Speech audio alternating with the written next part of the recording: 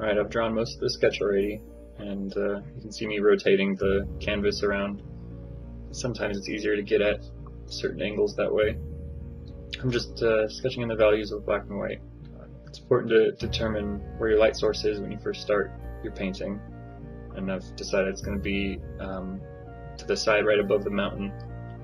It can be pretty easy to get really detail focused, and especially with the capability to zoom in if you're working digitally, you can get tunnel vision just working on the minutia, and then you realize you spent most of your budgeted time on a really small area and you've still got most of the rest of the canvas to work on. You can see right there I just used the liquefy tool to kind of change the facial features of Cersei to match the actress, just to make it look more like her. And now I've moved on to the inking stage, where I'm finalizing my line art. So when you're sketching, you don't worry about details, and this is the stage where the details start coming in. But you notice that I'm still usually zoomed out when I'm doing this, just so I can keep a scope of the whole image at once.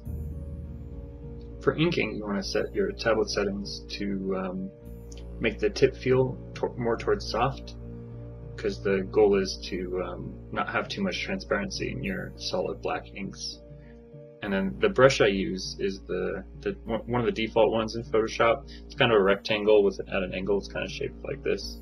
Let's see if you can see that in the So and then I use shape dynamics in the brush settings.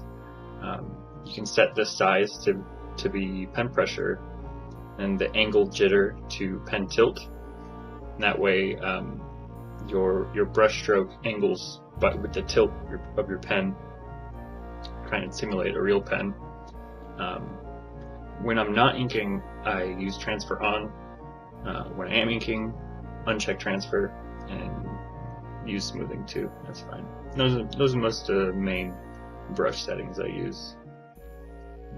You want to make thicker lines for all the lines that are on the outside, like the silhouette of the character, and keep your lines thinner as they're in the interior, unless the area is super dark, if you're shading in something. If you notice on the mountain's teeth here, the teeth are really close together, so the lines get really thin, and I erase the lines to the point to where the line almost doesn't even exist anymore.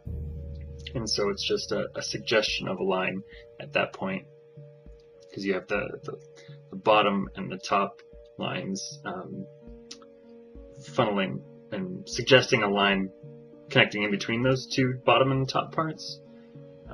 So sometimes you don't even need a line to suggest the form of an object, like teeth. Sometimes I'll flip the canvas horizontally from left to right. That's just to look at it from different angles. It's always good to look at your painting from different perspectives. Get up from your chair and view it from across the room. Take another look at it, flip it around, turn it upside down. A lot of times you'll notice imperfections in anatomy or other mistakes that you've made that you wouldn't have noticed if you didn't flip it and look at it from different angles. So now we've started the coloring stage. I lay out just flat base colors on all the areas, and then start shading. This time I started with just shading the dark areas first, and then I'll do highlights after I get all the dark areas shaded. You'll notice I have dots in the corners in the sides of the screen. That's my color palette, so I can quickly choose my normal colors. If you color select from the image, it's from the character himself.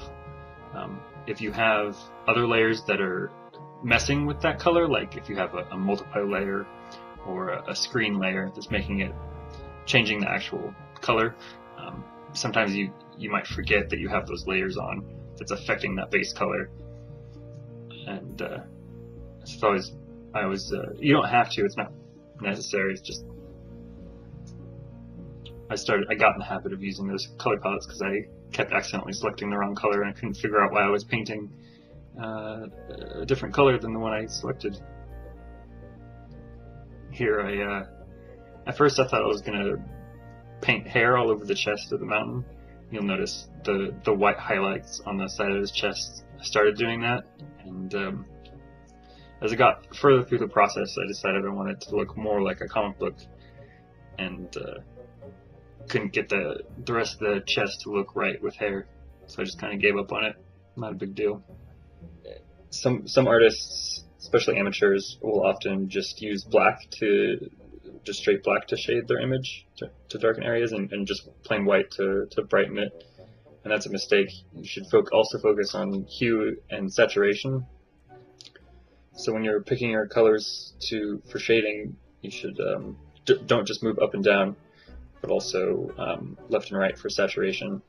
And the best example in this image will be Cersei's hair. So the base color is yellow, and the darker areas I'll use red to kind of shade it in, and it makes her hair look a lot more like gold instead of, because when you use black to shade yellow, it kind of looks dirty green, and you don't want that. I set a layer to screen with the sun glow, and you just use the line tools to radiate lines from that same glow, and then I'm going to mask off the lines to be only shown over the mountain and not in the midair. If you control click on a layer, you can quickly select all the pixels on that layer. So what I did is I just control clicked on the base color layer and also the ink layer to quickly select where the mountain was, so I could mask it off. And then I threw some quick clouds in the background with the cloud brush, and then overlaid some blue onto my main characters to give it contrast from the yellow sunlight, and then just some final touches, and that's pretty much it.